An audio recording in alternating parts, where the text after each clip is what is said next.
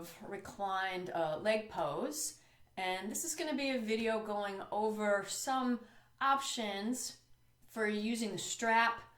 Sometimes I see people doing this pose and I can tell that their hands are uncomfortable with the way they're holding onto the strap, or maybe there's some tension in the arms or the neck or the shoulders in the way that they're holding onto the strap. So I'm just going to go over a few options for how you might play around with how you use the strap in this reclined leg pose.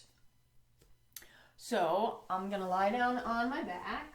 I'm going to show you first kind of the standard way that a lot of people use the strap, and that's just the simple loop it around the foot, and then each hand is holding on to one of the tails of the strap and you're holding it here. So a couple of things to notice is right now I'm pulling onto the strap with my elbows straight and my shoulders pulled back against the floor.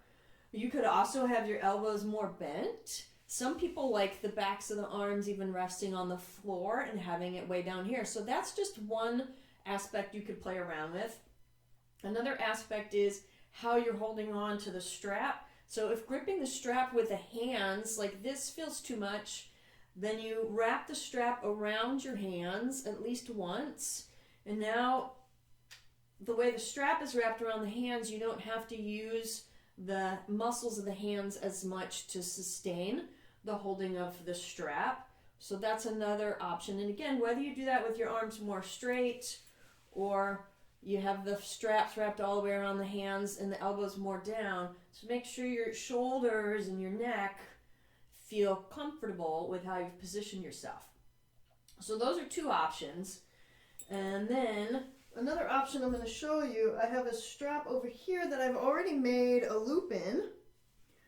And so you put a loop in the strap, put that around the foot, and then I'm hooking my hands into the loop. And you see I move the buckle so it's out of the way of my hands. And I'll turn it and show you the view from the side. So my hands are just gently in that loop. And this is, again, for some people, this is easier on the hands and the wrists and the shoulders. You could play around with the size of the loop. If you want your arms more straight, then it might be a smaller loop like this, or elbows more bent. This is another option. And so if you were going to move the leg out to the side, same thing, you're holding the hand in the loop. It's a different action in the hand than if you're just holding on to the single part of the strap. And one more option here I'll show you has to do with not using the hands at all. And for that one, this loop needs to get a little bit bigger. Again, make sure the strap's out of the way so you're not going to have interference with the buckle when you put your arm through. And then you take, I have my right leg up, so I'm going to take my right arm through the loop and I'm hooking it against my forearm. And this, you can see the wrist is very relaxed. And the main thing you would play around with in this version is how big the loop is. You could put both arms in if you want. If I do both arms in, because the weight of both arms sometimes helps support the weight of the leg, I just let my wrists cross whatever's comfortable. So the wrists and the arms are pretty passive here.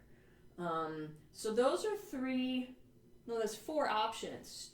The regular one, just stirruped or wrapping the hands all the way around. The smaller loop with the hands